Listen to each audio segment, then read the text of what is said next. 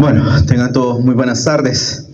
El día de hoy nos corresponde establecer el componente de investigación de enfermedades infecciosas. Probablemente la clase sí está orientada un poco diferente a lo que han venido viendo con respecto a investigación, porque el principal objetivo de esta clase es poder identificar la forma en la cual nosotros vamos a intervenir cuando tenemos el aumento de casos de una enfermedad en un periodo determinado, en un lugar determinado. ¿Ok? Por lo tanto, pues como ustedes saben, hay diferentes formas de investigar y dentro de estas, la investigación de brote, que es probablemente la que más vamos a ver en este día, pues es una de las principales herramientas que nosotros vamos a tener a nuestra disposición, principalmente cuando estamos viendo en sí la prevalencia de ciertas patologías a nivel poblacional. ¿Ok? Así que probablemente no vamos a ver elementos propios de investigación, como ustedes los conocen, nuevamente se lo vuelvo a repetir, sino que es más un componente teórico de cómo aplicar estos elementos ya en el abordaje de patologías. Entonces, los objetivos que vamos a buscar son esos. También, esta clase va a ser corta, ¿ok? Tengo un problema y a las 3 tengo que retirarme, así que voy a empezar este día y voy a terminar la siguiente semana. Ok, así que nos vamos a ir temprano, no se preocupen, ¿sí? Entonces, los objetivos de la clase son estos: reconocer situaciones de alerta que demandan investigación epidemiológica de campo, establecer también o identificar los principios, métodos y procedimientos básicos de investigación epidemiológica de campo en estudios de brotes y establecer las bases prácticas para organizar la investigación epidemiológica de campo en los niveles locales de salud. Hasta estas alturas, pues normalmente cuando ustedes tienen el aparecimiento de una enfermedad principalmente infecciosa dentro de la unidad de salud, pues en teoría nosotros llevamos una vigilancia de todas y cada una de ellas. Ustedes saben de que dentro de la unidad de salud siempre se establecen reportes epidemiológicos. Muchos de ustedes han estado en el área de epidemiología dentro de la unidad de salud y por lo tanto han visto ciertos cuadros que se van llenando constantemente. Por ende, pues estos cuadros principalmente lo que nos ayudan es a establecer cómo se está desarrollando esta patología con respecto a esa población. Si nosotros sabemos que las enfermedades infecciosas son comunes y por ende pues están con una prevalencia determinada dentro de nuestro medio, pues lo más importante que nosotros tenemos que hacer es vigilarlas.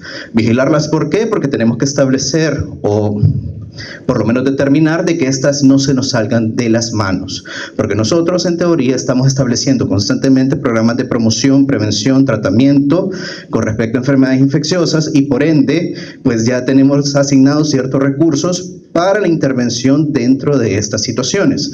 Pero, obviamente, dependiendo de cómo se esté desarrollando la enfermedad y cómo esté afectando a la población, así va a ser necesario intensificar esfuerzos o, en la medida de lo posible también, incluso podríamos llegar a declarar un elemento de epidemia o un brote específico con respecto a una situación de una enfermedad infecciosa. Entonces, pues prácticamente cuando nosotros intervenimos con respecto a la población, tenemos un constante monitoreo de factores de riesgo y elementos que nos pueden llevar al aumento de la prevalencia de este tipo de enfermedades. Hay enfermedades muy comunes que ustedes ya conocen y que por lo tanto todas aquellas acciones de promoción y prevención o incluso monitoreo probablemente ya se las saben hasta de memoria, por ejemplo dengue. ¿Sí? Ustedes saben que dengue es una enfermedad que en nuestro país siempre vamos a tener casos de dengue a lo largo del año. ¿Qué pasa? El dengue, dependiendo del periodo de tiempo en el cual nosotros estemos, así va a ser la prevalencia que vamos a tener, es decir, el número de casos específicos de dengue que vamos a ir presentando a lo largo del tiempo. Por eso nosotros podemos saber o esperar, por ejemplo, de que de casos de dengue siempre al inicio del año y al final, teniendo en cuenta que son épocas secas en donde no va a haber mucha lluvia o factores de riesgo, entonces los casos de dengue son pocos. Más sin embargo, cuando entramos en época lluviosa, que son principalmente los periodos intermedios del año, los casos de dengue se van a aumentar y eso no nos tendría que preocupar. ¿Por qué? Porque esperamos que los casos aumenten. ¿Cuándo nosotros nos vamos a preocupar? Cuando esos casos que nosotros esperamos, por ejemplo, para esta semana, vayan mucho más allá de los que yo tenía previsto. Cuando esto ocurre, entonces ya necesitamos establecer o la alerta, en este caso, de un brote de una enfermedad, o la alerta con respecto a una epidemia con respecto a una enfermedad. Estos conceptos probablemente pues sean conceptos que ustedes en algún momento pueden establecerse, pueden pues sonarles como preocupantes. Mas sin embargo, desde un punto de vista epidemiológico, desde un punto de vista investigativo, realmente una epidemia no es más que un aumento de casos mucho más allá de lo que espero, y ese aumento de casos puede ser incluso solo un caso más de lo que yo esperaba.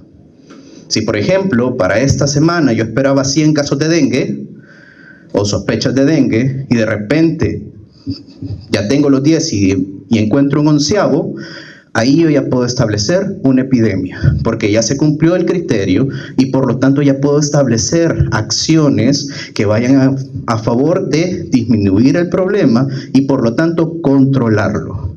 Todas las investigaciones epidemiológicas que nosotros vamos a hacer es para lograr este fin. Hasta cierto punto lo que necesitamos es que si ya tenemos una situación problemática específica, si ya se nos está haciendo de las manos, detenerlo lo antes posible. Porque por las características de las enfermedades infecciosas y la mayor cantidad de ellas, se recuerdan conceptos de virulencia, se recuerdan conceptos de patogenicidad que ustedes los han visto en transmisibles. Entonces muchas de estas enfermedades son altamente contagiosas y por lo tanto cuando ya vemos un aumento de casos quiere decir de que los factores de riesgo presentes en esa población ya no están en valores normales y por lo tanto la susceptibilidad de estas personas ya es bastante alta.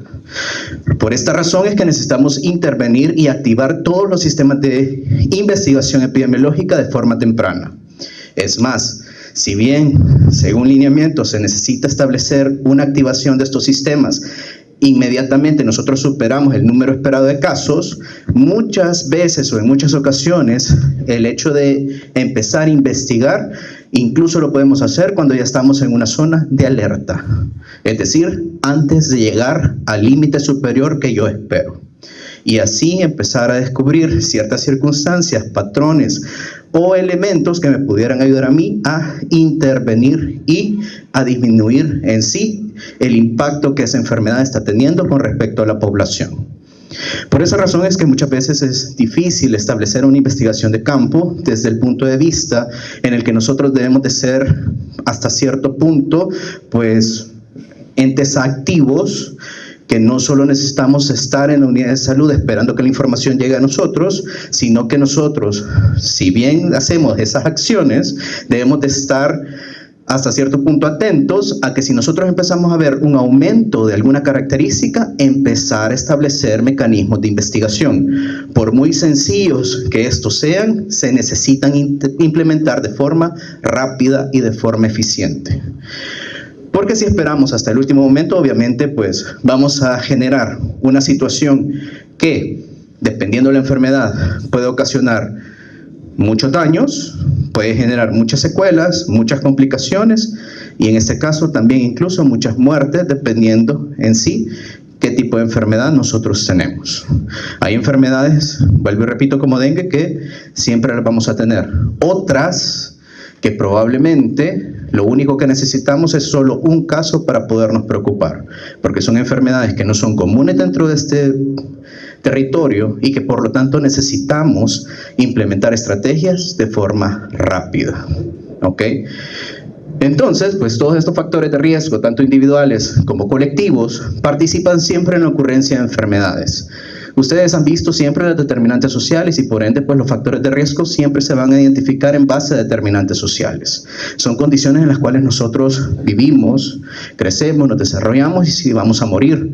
Por lo tanto, estas características, principalmente aquellos factores biológicos y ambientales, van a ser elementos que me van a volver susceptible o me van a volver resiliente con respecto a este tipo de patologías. Entonces, pues en base a estas características, incluso a través de la identificación oportuna de ellas, nosotros podemos identificar a personas de riesgo.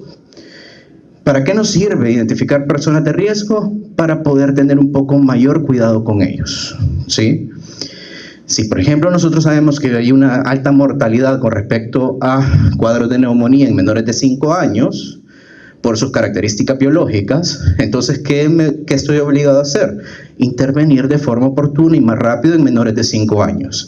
¿A través de qué? A través de programas, estrategias, lineamientos claros que me ayuden a mí a identificar el problema antes que ocurra. Y es más, aparte de identificarlo temprano, evitar de que éste aparezca. Por eso es importante la identificación de factores de riesgo. Por eso es importante realmente las consideraciones que ustedes van a tener a la hora de intervenir con el paciente. Por eso incluso, a pesar de que sea un proceso engorroso, la papelería que ustedes llenan constantemente y que ustedes han visto que llenan constantemente en consultas dentro de las unidades de salud es importante, porque es el único medio a través del cual nosotros vamos a obtener información que realmente necesitamos para poder establecer todas estas valoraciones y para poder intervenir de forma oportuna, ¿sí? Si a través de la consulta y todo el proceso de atención nosotros no identificamos esta información, no estamos haciendo nada. Y por ende, pues vamos a tener un problema de salud pública mucho más grande en el futuro. ¿Ok? Así que no lo vean como un proceso engorroso de pérdida de tiempo el estar llenando tantos papeles, porque sí, todos los programas, lineamientos, planes tienen casi 5 o 10 hojas que se tienen que llenar, pero vean lo que es importante para poder establecer adecuadamente estos procesos de vigilancia. Si nosotros lo hacemos de forma correcta, la implementación de estrategias en teoría debe de ser rápida, debe de ser eficiente y nos tendría que llevar a establecer una intervención tanto individual como colectiva que vaya acorde a los resultados que yo espero con respecto a esa enfermedad. ¿Ok? Pero, pues, obviamente, si bien uno de los objetivos es interrumpir la exposición, evitar de que esto se propague, a veces es bastante difícil. Dentro de la epidemiología, pues nosotros, al igual que cualquier investigación que ustedes hayan visto hasta el momento, pues nosotros tenemos diferentes, por así decirlo, herramientas disponibles para poder analizar y discutir una situación de salud. Por ende, pues dentro de los recursos más generales que nosotros vamos a tener, siempre vamos a dividir las características en elementos descriptivos y elementos analíticos. ¿Cuál es la diferencia? La forma en que los aplicamos. Normalmente, pues aquellas herramientas estadísticas que a ustedes les gustan tanto, pues se siguen utilizando dentro de estos parámetros. La estadística descriptiva se usa dentro de la epidemiología descriptiva y por lo tanto, si es exactamente lo mismo o tiene las mismas características, entonces lo que esto compete es exactamente lo que ustedes han conocido hasta este momento como una investigación descriptiva. ¿Por qué? Porque como su nombre lo dice, su principal objetivo es describir las circunstancias, características o elementos que acompañan en este caso a una enfermedad. Ya no es que ustedes van a enfocar su investigación en un tema, en un problema de salud que ustedes se sacaron de la manga, se inventaron o soñaron, ¿verdad? Sino que hoy es un problema de salud que realmente está ocurriendo, que realmente está afectando a una alta cantidad de personas dentro de la unidad de salud o el lugar en donde ustedes están realizando la atención y que necesitan evitar o eliminar ese problema. ¿Ok? Entonces, prácticamente los resultados que ustedes van a tener ahora sí tienen que tener un sentido mayor, ¿verdad? No solo es el simple y sencillo hecho de cumplir con un requisito, sino que es el hecho de intervenir de forma oportuna dentro de la población. Entonces, dentro de la estadística descriptiva, en la epidemiología descriptiva, lo único que vamos a hacer es establecer distribución. ¿Qué quiere decir esto?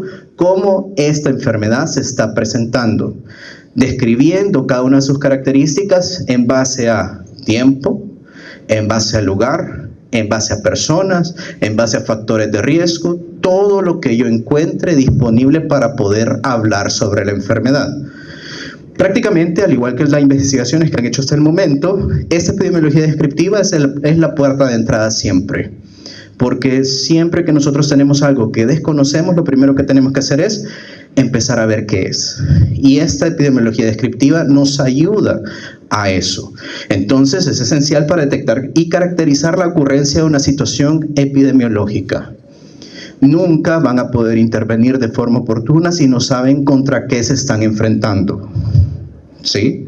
Por más que ustedes se preparen, Por más que ustedes sean una lumbrera de conocimiento, si ustedes no saben exactamente contra qué deben de actuar, nunca van a poder actuar de forma correcta.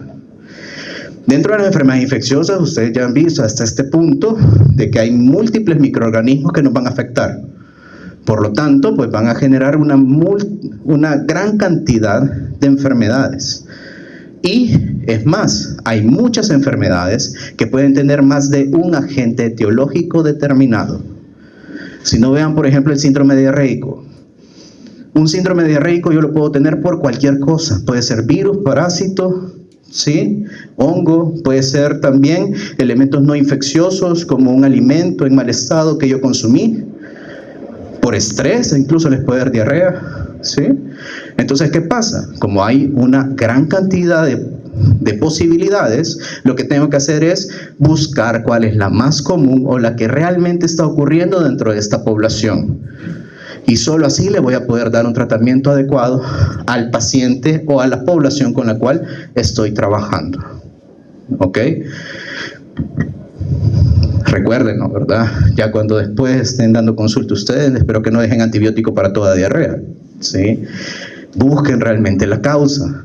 Es más, desde ese momento en el cual ustedes están con un paciente y están tratando de ver qué diagnóstico tiene, ya están estableciendo características de epidemiología descriptiva.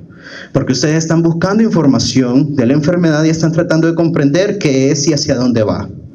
Y por lo tanto, poder llegar a una conclusión que podría ser un tratamiento, que este debe ser idóneo y correcto.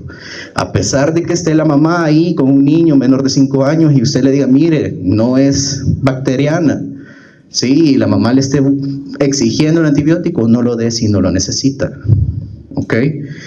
Porque si no, pues obviamente vamos a establecer intervenciones que van a ir muy alejadas de la realidad y por lo tanto van a tener nulo efecto sobre el problema real que está ocurriendo con respecto a ese paciente o a esa población. Una vez que nosotros ya hemos establecido una descripción de las características de esta situación problemática, entonces sí ya pasamos a la epidemiología analítica. Dentro de la epidemiología analítica, pues prácticamente su enfoque básico, aparte de describir características, aquí su principal objetivo es buscar causalidad. Es decir, que yo tengo que establecer aquel elemento real que es aquel responsable de todo lo que está ocurriendo y tengo que tener certeza específica para poder encontrarlo y por lo tanto poder comprobar las hipótesis que yo tengo. Dentro de la investigación epidemiológica, probablemente la epidemiología analítica es establecer un tipo de estudio un poco más concreto que me ayude a establecer relaciones causales. Pero incluso dentro de la propia práctica, la mayor cantidad de veces también son métodos que me ayudan a mí a comprobar una hipótesis de forma correcta. Es decir, un estudio que me concretice y me demuestre exactamente cuál es el elemento causal de todo el cuadro. ¿Ok? Entonces, en base a esto, yo puedo establecer inferencias, puedo establecer predicciones, puedo establecer una línea de tiempo y una historia natural a partir de la cual yo poder intervenir de forma adecuada con respecto a mi población. Recuerden, toda enfermedad infecciosa tiene una historia natural. Mi objetivo, el objetivo que ustedes van a tener es saber en qué punto de esa historia natural está, porque saben de que dependiendo en qué punto está, así va a ser la intervención a establecer. Es muy diferente tratarlo antes, ¿verdad?, de que se manifieste completamente toda la sintomatología, a que cuando ya tenemos signos o síntomas o a que ya tengamos complicaciones específicas de la patología. Mis intervenciones van a ser distintas y también el objetivo que voy a buscar va a ser totalmente distinto. Obviamente, dependiendo de lo que haga, así va a ser el tipo de resultado y así va a ser también mi capacidad como para poder intervenir de forma oportuna. Entonces, pues tenemos que ver probables exposiciones asociadas al riesgo de adquirir esa enfermedad que me ayuden a mí a intervenir. Bajo estas premisas, entonces necesito que vayan comprendiendo un poco más con respecto a investigación epidemiológica. Prácticamente la investigación epidemiológica puede tener diversos beneficios. Beneficios ya se los estoy explicando concretamente, mas sin embargo el más importante es poder predecir exactamente hacia dónde voy, ¿ok? Entonces, pues a partir de ellos nosotros vamos a establecer también, si sé hacia dónde voy a saber también qué recursos voy a necesitar para poder intervenir sobre el problema. Y aparte de ello, también voy a poder reorientar estos recursos de la mejor forma para que tengan un impacto determinado. Si yo establezco un tratamiento específico y lo establezco en un momento en el que no debo de implementarlo, no va a servir. Entonces, una investigación para un conocimiento concreto de lo que está ocurriendo es necesario. Aparte de ello, pues también necesito que estos recursos epidemiológicos puedan movilizarse de forma oportuna, ¿sí? Tiene que ser lo más pronto posible. Por ende, pues los sistemas de vigilancia hasta cierto punto deben de ser lo suficientemente sensibles como para poder detectar el problema en etapas tempranas de ese problema. Y pues hay 3 razones principales de esta necesidad que son las que ustedes tienen ahí enfrente. ¿Ok? ¿Cuál de esos 3 consideran que es el más importante? Para que despierten, porque les veo una cara de dormido. Increíble.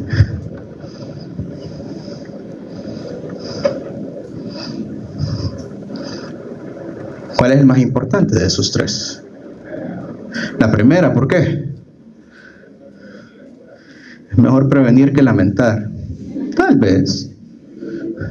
Es buena lógica, ¿verdad? ¿Y las otras? La respuesta más larga es la más... Depende, ¿verdad? Le voy a tomar la palabra y eso voy a hacer en el examen. Gracias. Sí. Realmente todas son importantes. Sí, la primera obviamente tiene una mayor relevancia porque, como bien decía su compañero, pues nosotros tenemos que intervenir y prevenir casos. ¿Qué es lo que en teoría? Bueno, creo que salud. Sí, fue estornudo, ¿verdad? Ah, vale, ok. Sí, me asustó por un momento. Ok. Entonces, ese primer elemento es lo que ustedes han conocido hasta este punto de su vida, ¿ok? Para bien o para mal, ustedes han tenido cierto conocimiento con respecto a ese primer parámetro, ¿sí?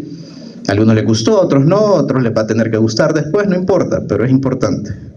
El segundo establece que la investigación de brotes es siempre retrospectiva. ¿Por qué? ¿Creen que es eso así? En base a lo que hemos estado hablando hasta el momento, ¿verdad?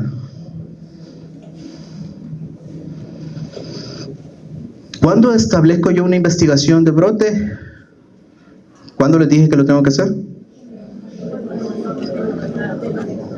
Cuando aumenta el número de casos muy por arriba de lo que esperaba, ¿sí? Entonces, en ese momento yo voy a iniciar este tipo de investigaciones. Entonces es retrospectivo porque cuando yo inicio el trabajo, todo ya ocurrió. Y lo que tengo que ir a ver es qué pasó antes para que lleguemos hasta el lugar en donde estamos ahorita. Por eso es retrospectivo. ¿Ok? En este caso el efecto ya lo tenemos. El efecto ya es ese número aumentado de casos. Lo que tengo que ir a buscar es la causa, qué ocurrió o qué lo originó. Por eso es retrospectivo. ¿Sí? Y el último, que establece que la oportunidad para ejecutar la investigación se limita a unas cuantas horas o días. ¿Por qué consideran que eso es así? ¿Qué características tiene una enfermedad infecciosa? Sí, aumenta los casos, pero algo más importante que me obliga a trabajar rápido. Gravedad, tal vez. Diseminación, sí. Las enfermedades infecciosas, ¿cuánto duran? La mayor cantidad de ellas son autolimitadas y la mayor cantidad de ellas ocurre en un periodo de tiempo corto. Solo si tengo complicaciones y la enfermedad pues se disemina y empieza a generar pues otro tipo de elementos, probablemente esa persona va a tener una enfermedad infecciosa por un periodo más prolongado de tiempo, pero la mayor cantidad de ellas siempre va a ser por un periodo corto. Entonces, ¿qué ocurre? Ese periodo corto de ocurrencia de eventos necesito irlo a identificar lo antes posible, porque también hay elementos muy importantes que si yo dejo pasar el tiempo, la persona lo va a olvidar o probablemente no lo va a identificar como una posible causa. principalmente porque la persona normalmente no lo atribuye como una posible causa de lo que está ocurriendo. Entonces tenemos que ser bien acuciosos a la hora de establecer este tipo de investigaciones, ¿ok? Entonces, los resultados de estas investigaciones de campo pueden ejercer una gran influencia en el desarrollo y establecimiento de políticas también y normas sanitarias, porque si yo observo, en este caso, un cambio en la tendencia de una enfermedad, necesito también cambiar la forma en la que yo actúo, porque recuerden que todo en medicina es dinámico, por lo tanto, todo es cambiante, y yo tengo que cambiar según lo que está enfrente mío. Y por lo tanto, si yo sé que lo que tengo disponible y lo que estoy haciendo hasta ese momento no funciona, tengo que cambiar lo que estoy haciendo, ¿sí? Y eso es siempre. Y aparte de ello, pues la investigación o el estudio de brotes en un estudio epidemiológico de campo más frecuentemente aplicado, pues prácticamente ha traído muchos beneficios a lo largo del tiempo, incluso desde épocas antiguas, y empezamos con John Snow, que allá en el siglo XIX pues prácticamente empezó a establecer un estudio con respecto a cómo se estaban presentando las principales causas de mortalidad en un país, y por lo tanto a través de él empezaron a descubrir cuáles eran las enfermedades más comunes, cómo afectaban principalmente estas enfermedades, y por lo tanto también establecer una intervención mucho más específica a nivel poblacional. Entonces, las investigaciones disponibles dentro de estas investigaciones epidemiológicas son varias. No es una sola metodología, son diversas metodologías que yo puedo utilizar, y es por eso que dentro de los tipos de estudio que ya ustedes conocen, que se recuerdan que era una maraña de cosas que probablemente era bastante confuso, pues también hay una clasificación epidemiológica, y esa es la que más compete a lo que respecta a la clase del día de hoy. Porque siempre vamos a tener estudios experimentales y observacionales, epidemiología descriptiva y analítica, ¿verdad? Y por ende, pues así vamos a tener ensayos clínicos, ¿verdad? Que podemos establecer terapéuticos, preventivos e intervencionistas, ensayos comunitarios como experimento de campo, experimento epidemiológico, prácticamente es una simulación de hacia dónde va cierta enfermedad, ¿sí? Hasta en películas lo han visto, de repente quiero ver cómo se va a propagar la enfermedad y empieza un esquema de computadora y cómo se va extendiendo, ¿verdad? Son estudios experimentales epidémicos, ¿sí? También tenemos estudios descriptivos, que son reportes de casos, series de casos ecológicos y de corte transversal, y los analíticos, que principalmente son los que más se ocupan, que son los casos y controles, y en este caso los estudios de cohorte. Recuerden que este no es igual que este, ¿verdad? ¿Cuál era la diferencia entre cohorte y corte transversal? ¿Cuál es la diferencia entre ellos?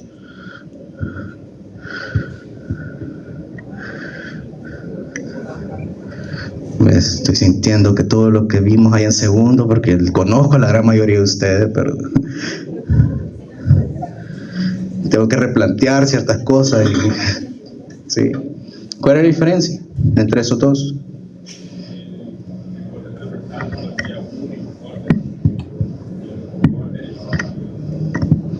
Casi, el primero sí, solo es una vez, es una sola ocasión y por lo tanto realiza una sola medición. Cohorte, normalmente son múltiples mediciones para ver cómo varían o cómo cambian las variables a lo largo del tiempo, específicamente. También en estudios de cohorte hay que tener en cuenta que este tipo de estudios normalmente siempre van a ir desde la causa hacia el efecto, ¿ok? Y por lo tanto pues tratan de establecer características en base a ellas. Entonces, independientemente de la metodología que nosotros vayamos a utilizar, sí tenemos que tener en cuenta el cómo realizarlo, ¿sí? Entonces, queda media hora. Prácticamente esta investigación puede ser definida como la aplicación de principios y métodos de investigación epidemiológica para estudiar problemas de salud. Importante es que es inesperados. Yo una investigación epidemiológica nunca la voy a establecer con enfermedades que yo ya sabía que iban a ocurrir. Normalmente esto se realiza cuando de repente tengo sorpresas y hay una enfermedad que si bien ya era conocida, pero que de repente tiene una evolución o, ¿verdad?, sigue un camino que hasta ese momento yo no esperaba, hasta cierto punto. Y por lo tanto, pues se demanda una respuesta inmediata y una intervención oportuna dentro de la población. Aparte de ello, pues esto opera en el terreno en donde ocurre el problema, porque solo podemos obtener información verídica del problema en donde ocurrió el fenómeno, no de forma externa. Y por lo tanto, pues su intervención oportuna implica que la investigación tiene una duración y una extensión limitadas en el tiempo por las características que ya les he mencionado. Tengo que hacerlo lo más rápido posible. Tengo que hacerlo lo más eficiente y eficaz posible. Y pues, normalmente, pues estos son el ejemplo típico y más frecuente de investigación epidemiológica de campo, porque pues son las que más se utilizan. ¿Sí? ¿Me ayuda a leer esas, por favor, ya que se está durmiendo desde hace rato? Vaya, por allá y se empieza a leer. Tenía un miedo de que cayera en el... No lo veo.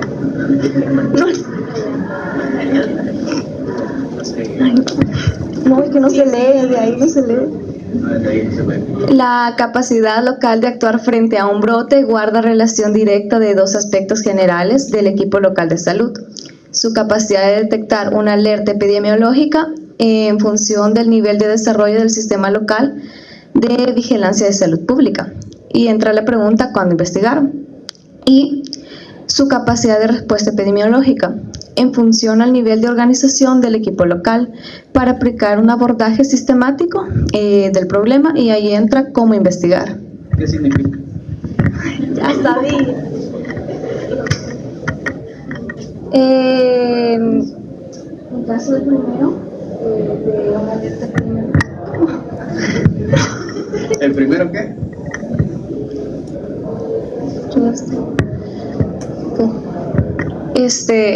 Ay, no. Lo que usted piense, no importa.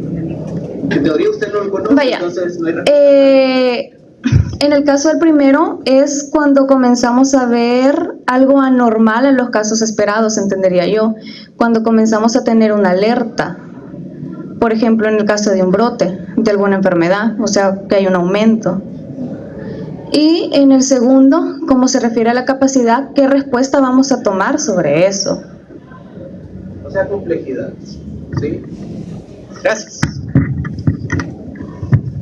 ¿Qué significa esto? 1. Si yo establezco una investigación adecuada, voy a saber exactamente cuándo activar lo que necesito activar. Por eso dice la pregunta: ¿cuándo investigar? ¿Ok? Yo puedo tener múltiples circunstancias en donde ustedes, probablemente por desconocimiento o por miedo de lo que está ocurriendo, ustedes quieren iniciar una investigación epidemiológica. Realmente no siempre es adecuado iniciarlo en ese momento. Nosotros, como les decía, siempre lo vamos a establecer, si bien en etapas de alerta, para iniciar cierto sondeo, siempre tenemos que iniciarla de forma oficial una vez que nosotros identifiquemos un caso anormal de esa enfermedad. Si aún no hemos llegado a ello, no se preocupen. Pueden empezar a recabar información, pero ya más concretamente lo van a tener que hacer cuando el problema está presente. ¿Sí? Porque no saben si ese problema realmente va a evolucionar o no. Probablemente lo que ustedes tengan es, bueno, creo que está un poco más adelante. Los corredores endémicos. ¿Ya han visto un corredor endémico, que es aquella gráfica con 3 líneas, con diferentes colores específicamente? Esos corredores endémicos lo que establecen son áreas en donde yo voy a tener áreas de éxito, áreas de seguridad, áreas de alerta y áreas epidémicas. Entonces, normalmente todas las enfermedades que son motivo de vigilancia, es decir, todas aquellas enfermedades que yo voy a estar buscando, recabando información de forma constante, día a día, consulta con consulta, todo eso se va dentro de un reporte epidemiológico y se va al sistema de vigilancia nacional. Ese sistema de vigilancia lo que hace es recopilar toda la información y llegar a una conclusión y establecer un corredor endémico o una forma, independientemente si es corredor endémico o no, para poder determinar cómo está esa enfermedad en concreto. Entonces, Cuando nosotros vemos que la tendencia de una enfermedad empieza a aumentar, dependiendo en la zona que esté, así va a ser también los elementos que se activan. Normalmente, los de investigación se van a empezar a activar de forma concreta cuando estamos en zona epidémica. Pero cuando estamos en zona de alerta, se tienen que activar elementos de prevención. Por ejemplo, si empezamos a ver que los casos de dengue empiezan a aumentar y estamos en zona de alerta, ahí es en donde se establecen los famosos días D.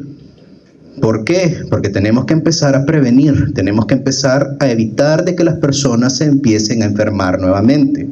Porque si no cortamos ese proceso, obviamente esa tendencia va a ir al aumento. Entonces, en esa zona de alerta vamos a establecer acciones de intervención concretas para tratar de paliar el problema. Si ya pasamos, si llegamos a epidemia, empezamos a buscar qué ocurrió. Ya sea que las intervenciones no fueron adecuadas o que probablemente hay un factor de riesgo que desconocemos. Entonces tenemos que ir a buscar qué fue lo que pasó con respecto a esta población. Entonces tenemos que establecer cuándo investigar. Y lo segundo es su capacidad de respuesta epidemiológica. Aquí lo que hace referencia es la complejidad de acciones que yo voy a establecer para poder intervenir sobre el problema. ¿Qué quiere decir esto? De que a veces probablemente una intervención local, sencilla, específica, sea suficiente para poder detener en sí la situación problemática. En otras circunstancias esto no va a ser suficiente y voy a tener que activar otros sistemas, probablemente no locales, sino que regionales, para poder intervenir y a veces incluso establecer sistemas o elementos nacionales para poder detener el problema y poder intervenir sobre el problema.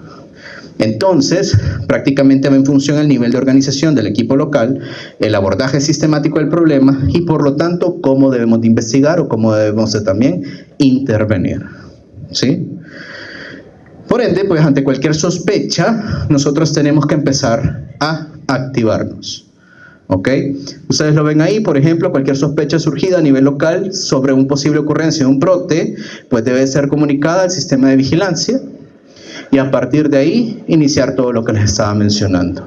Y es posible, ¿verdad?, que cuando nosotros tenemos esto, pues incluso desde una primera instancia poder intervenir e identificar cuál es la situación real que está ocurriendo. Pero también tengo que tomar en cuenta mi capacidad de respuesta.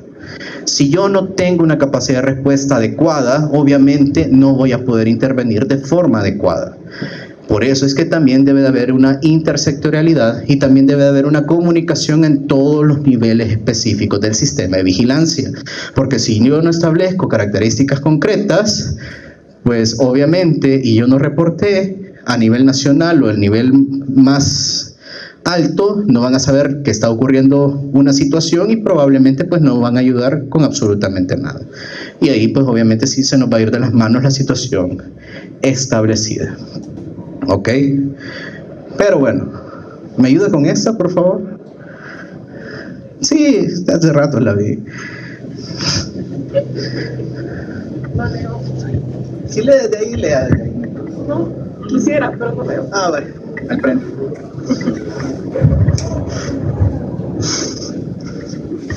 Dice, además, es posible que las medidas de control ya estén disponibles y hayan sido tomadas por un nivel superior al local y sea necesaria implementarlas en nuestra comunidad. Y pues también dice que es posible recibir asesoramiento epidemiológico de los niveles superiores, incluyendo recursos para investigación epidemiológica de campo. Es fácil, si alguien ya hizo algo, entonces ¿para qué hacerlo? Se supone que hay protocolos para eso. Exacto. Todos los sistemas de vigilancia en teoría recopilan información para tener una base de datos. Y nosotros lo que tenemos que hacer es ver esa base de datos y sacar conclusiones y análisis a partir de ella. Muchas veces lo que yo quiero hacer probablemente ya se está estableciendo dentro de la comunidad. Por ejemplo, si yo tuviera un problema de dengue y veo que los casos de dengue están aumentando y yo quiero hacer controles de foco, pero veo que ya están activados los días D, por ejemplo, y probablemente cada semana, entonces, ¿para qué seguir intensificando las acciones que ya se están ejecutando? Probablemente esas acciones no están teniendo realmente, pues, el resultado que yo espero. Lo que voy a hacer probablemente no es establecer la actividad, sino que mejorar la actividad, ¿sí? Entonces también tenemos que tener cuidado con respecto a lo que establecemos a esos niveles. Aparte de ello, también, como les decía, si yo no notifico, entonces estoy solo. Y muchas veces también el conocimiento que yo puedo llegar a tener no es absoluto.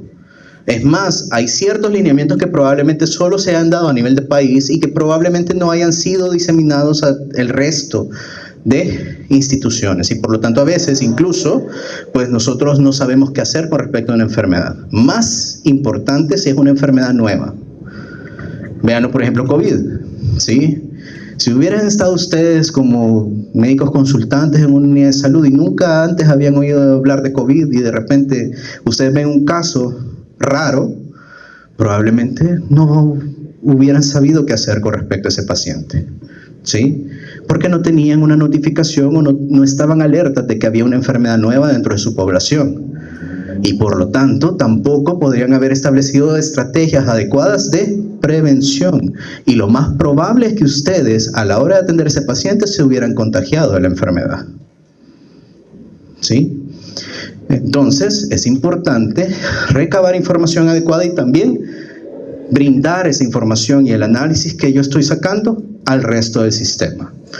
En teoría, un sistema de vigilancia funciona identificando información desde la consulta, se hacen los reportes específicos, se manda al sistema de vigilancia, en el sistema de vigilancia se ordena la información, se hace lo que ustedes conocen como boletines epidemiológicos y posteriormente se dan conclusiones. Y esas conclusiones tienen que regresar al lugar de donde se sacó la información. Si esa información no regresa, hay un problema. Y entre menos comunicación haya entre estas instancias, peor va a ser la situación de salud de esa población con respecto a esa enfermedad, ¿sí? Entonces, recordemos algunos conceptos importantes, porque como estamos hablando de enfermedades, hay diferentes conceptos que nos hacen referencia a esas enfermedades, ¿ok? Veamos, por ejemplo, el primero, que es conglomerados. ¿Me ayuda, por favor, con conglomerados? De lentes, ¿sí? Desde ahí no hay problema, solo digan.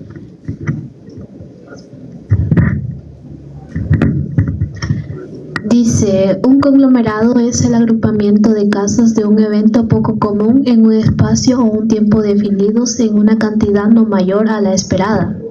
Y un brote es una situación epidémica limitada a un espacio específicamente localizado y geográficamente restringido, como por ejemplo una comunidad, un pueblo, un barco, una institución cerrada, ya sea escuela, hospital, cuartel o monasterio.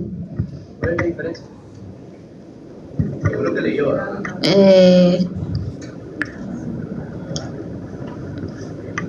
Bueno, el conglomerado es un espacio, un tiempo definido en una cantidad no mayor a la esperada. Y el brote Pues va bien, no se preocupe. ¿Cuál es la diferencia? poco. ¿Qué va a aparecer un brote?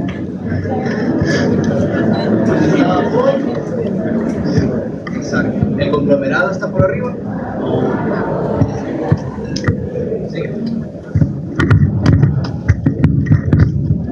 Entonces, el conglomerado nada más es un agrupamiento de enfermedades. Yo puedo hacer un conglomerado, un reporte por conglomerados, por ejemplo. ¿Qué voy a hacer? Voy a agarrar todas las enfermedades que están ocurriendo en nosotros y las voy a poner en un documento. ¿Es un problema para mí? No, porque en teoría son enfermedades comunes que no están generando un problema real dentro de ustedes. ¿Ok?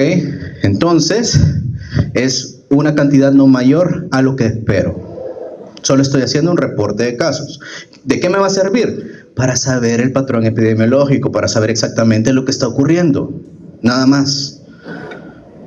¿Sí? El brote ya es otra cosa. Ya el brote prácticamente es una situación epidémica. Les dije, epidemia es cuando se supera el número de casos esperados. Por lo tanto, este sí ya es una situación epidémica. Si esta enfermedad no ha superado los casos esperados, no es un brote. Nunca va a ser un brote. Por más arriba que ustedes ven esa línea, pero si aún así yo espero más casos de los que hay ahorita, no es un brote. ¿Ok? Entonces, siempre es una situación epidémica. Lo importante es que esta situación epidémica es limitada. Limitada en tiempo, limitada en lugar y probablemente población. ¿Por qué es importante este brote? Porque normalmente la mayor cantidad de veces este brote siempre va a tener una fuente común. Y mi obligación es buscar esa fuente común. Porque si no la trato, voy a tener siempre una mayor cantidad de personas enfermas. ¿Ok? Por eso entonces tenemos una epidemia. ¿Ok? Que no es más que un problema de salud pública, porque aquí ya tenemos una enfermedad que sí ya superó el número de casos, pero también que ya no está solamente en un espacio determinado. Probablemente ya tenemos una mayor cantidad de población afectada. ¿Sí? Y por lo tanto, esta es de gran escala, más general. ¿Sí?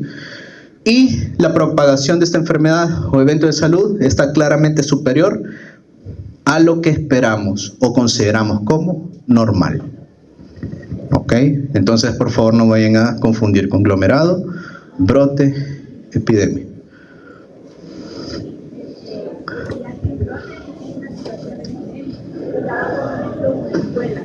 Quiere decir que en el caso de diferentes escuelas tenemos un porcentaje estimado de estudiantes que van a presentar esta enfermedad. En teoría, nosotros deberíamos de saber cuáles son las enfermedades más comunes en el lugar en donde estamos. Por ejemplo, si yo estoy en una escuela, yo sé que si estoy hablando de niños pequeños, estos niños pequeños no tienen medidas de prevención. Entonces yo sé que las principales enfermedades que me voy a encontrar son gripes, diarreas y probablemente también el síndrome de mano-pie-boca, ¿verdad? ¿Ok? Un porcentaje como específico, es decir, como es bien específico lo que comentaba, ya en la situación epidémica que con un caso que se tenga ya encontrado. ¿Cómo se cuantifica específicamente en el caso de una escuela si no se tiene como, digamos, de un salón, de independientemente de cuántos estudiantes sean, qué sé yo, el 60%, arriba del 60% ya es una situación... ¿Quiere lo ideal o lo que pasa? Como la realidad de... La realidad es que el centro escolar dice, bueno, es que ya son 2, después 3, después la mitad del grado, ya es un brote.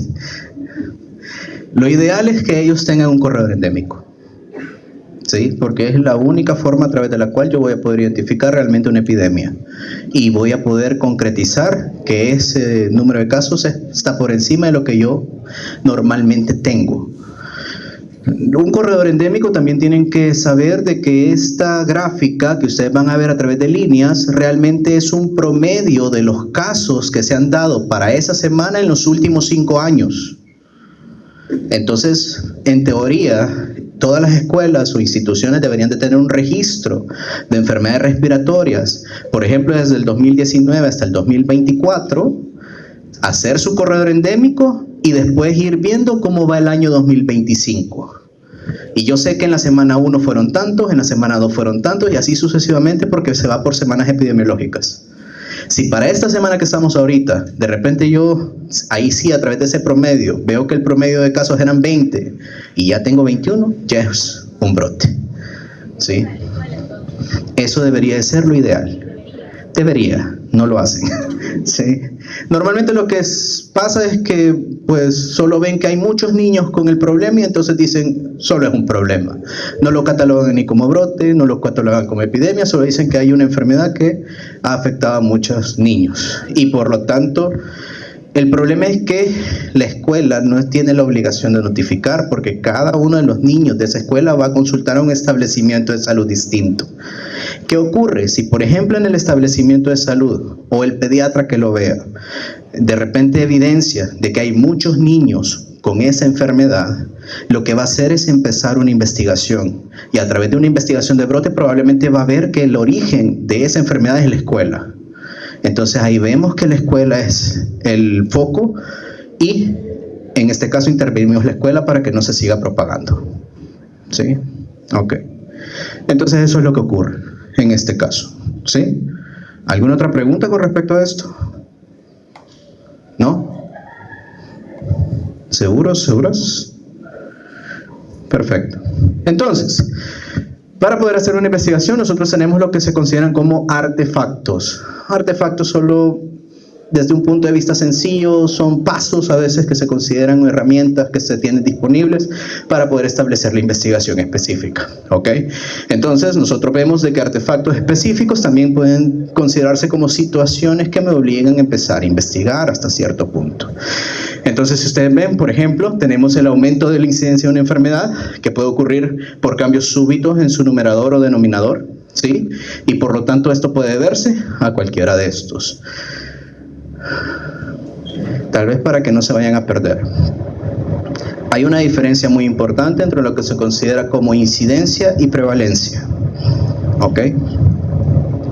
Desde un punto de vista epidemiológico, la prevalencia hace referencia a todos aquellos casos de una enfermedad, pero voy a tener en cuenta todos los casos nuevos y todos los casos antiguos del proceso patológico.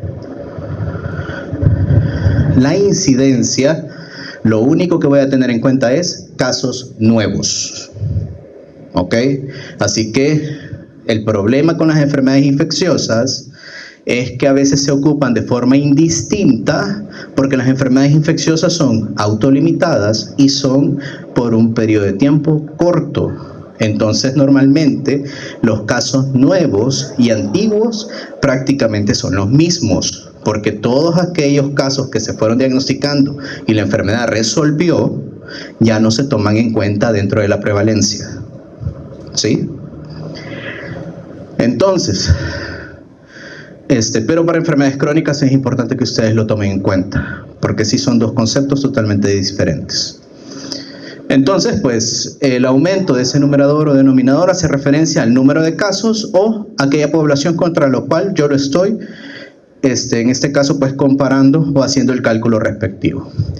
Entonces, la cantidad de personas que yo ponga arriba o abajo, lo va a establecer primero qué es lo que nosotros vamos a entender por la enfermedad. Es decir, de que si yo estoy buscando a todas aquellas personas que padecen una enfermedad, tengo que establecer primero que realmente esa persona tenga la enfermedad que yo digo o que yo estoy analizando. ¿Qué quiere decir esto? De que cuando yo hago la consulta o el proceso de atención, tengo que tener clara una definición de caso. ¿Qué es una definición de caso? Son aquellos criterios que me establecen y me dan seguridad de que lo que yo tengo enfrente es X o Y patología. Por ejemplo, ¿qué les dijeron a ustedes que eran COVID? ¿O que era COVID específicamente en su momento?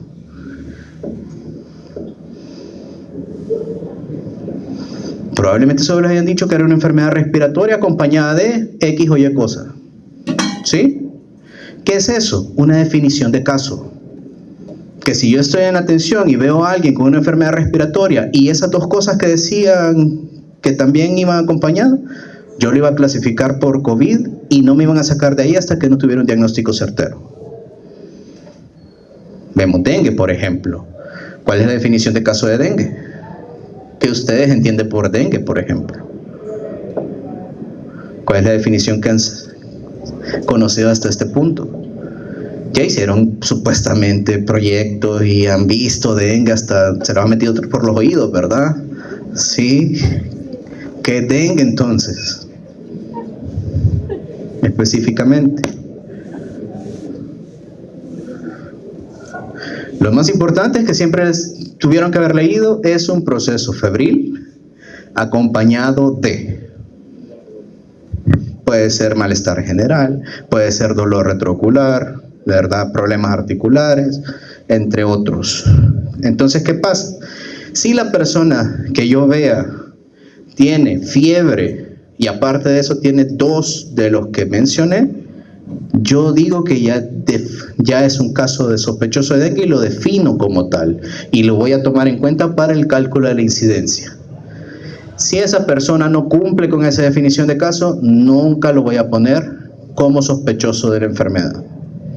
¿Sí? Así que en este caso, Sí sería bueno que ustedes vayan perdiendo esa mala maña de que cuando no sé qué es, le voy a poner sospecha de tal cosa, ¿verdad? Hasta esas sospechas tienen definiciones que tienen que cumplir como para poderlas poner. Y no solo es para cubrirse sus espaldas. Pero eso obviamente lo van a ir adquiriendo en base al conocimiento que vayan, pues, en este caso, pues, obteniendo a lo largo de su formación. En teoría, ¿sí? Pero entonces tenemos que tener una definición de caso adecuada. Aparte de ello, también tenemos que tener procedimientos de notificación. ¿Qué significa esto? Tenemos que tener en este caso, un sistema de vigilancia adecuado. Y aparte de tener un sistema de vigilancia adecuado, yo tengo que saber cómo utilizar el sistema de vigilancia. Porque de nada sirve que yo llene todos los papeles si esos papeles los voy a engavetar. Yo tengo que procesar esa información y tengo que meterlo al sistema de vigilancia para poder utilizar esa información. Y si yo tengo limitaciones tecnológicas o tengo limitaciones de recursos, entonces obviamente eso también va a disminuir o aumentar lo que yo voy a utilizar para poder calcular esa tasa de incidencia. ¿Ok? También el tipo de vigilancia. Vigilancia epidemiológica yo la puedo establecer en base a dos formas distintas. Yo tengo son diferentes clasificaciones, pero la más general es dos. Puedo establecer una vigilancia activa y una vigilancia pasiva. La vigilancia pasiva se refiere a todo aquel procedimiento en donde yo como personal de salud simple y sencillamente estoy en la unidad de salud esperando a que la información llegue. No hago absolutamente ninguna intervención más que estar notificando todo lo que llega a mi consulta o llega a la unidad de salud. Una vigilancia activa, como su nombre lo indica, yo ya paso a la acción. Entonces, yo ya empiezo a establecer una búsqueda activa de información y ya no solo me basta lo que llega a la unidad, sino que yo tengo que ir y buscar información nueva. Lo más común o lo que más ustedes pueden ver es, por ejemplo, el control de foco. ¿Sí? Tienen un sospechoso de dengue, va al personal de salud y hace un barrido de todas las casas que están alrededor de esa casa donde está la sospecha de dengue. ¿Qué es lo que van a estar estableciendo? Van a buscar criaderos de zancudos, pero también van a estar haciendo una pregunta importante. ¿Hay alguien con fiebre en el hogar? ¿Qué están haciendo ahí? Una búsqueda activa de información, están haciendo una búsqueda de febriles. Eso es una vigilancia activa. ¿Ok? Hay otras clasificaciones, pero los van a ver en epidemiología y salud pública, así que por lo menos quédense con esta. ¿Sí? Y al final, pues también, dependiendo de cómo yo obtenga la información, así va a ser la cantidad de información disponible. Si yo nunca establezco una vigilancia activa, probablemente hay mucha información que no esté recopilando, porque hay muchas personas que están bien que nunca van a la unidad de salud en donde yo estoy. Van a un médico privado, van al seguro social, van a bienestar magisterial o cualquier otra institución de salud. Hay información que se pierde, entonces eso me merma realmente lo que yo puedo hacer dentro de la patología. Y también tenemos el acceso a los servicios de salud o mejoras en los procedimientos diagnósticos que pueden provocar exceso súbito de casos. Si yo tengo una ¿cómo les diría? Por ejemplo, si yo tengo dentro de mi unidad de salud una limitación, por ejemplo, no tengo disponible un examen y de repente lo tengo, ¿qué voy a hacer en ese caso? Empezarlo a dejar más, ¿verdad? Entre más lo deje, más voy a encontrar y más voy a establecer información para poder calcular la incidencia. También el tipo de prueba diagnóstica es muy importante, porque tengo que saber elegir la más idónea para poder concretizar de que la persona cumple con la definición de caso y por ende ocuparla para el análisis. ¿Sí? Entonces todos estos elementos hay que tenerlos en cuenta a la hora de investigar o intervenir. Bueno, creo que con la clase de hoy me voy a quedar hasta acá.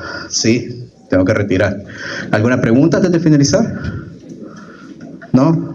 Ok, voy a continuar y finalizar la siguiente semana. Lick Mati no sé si va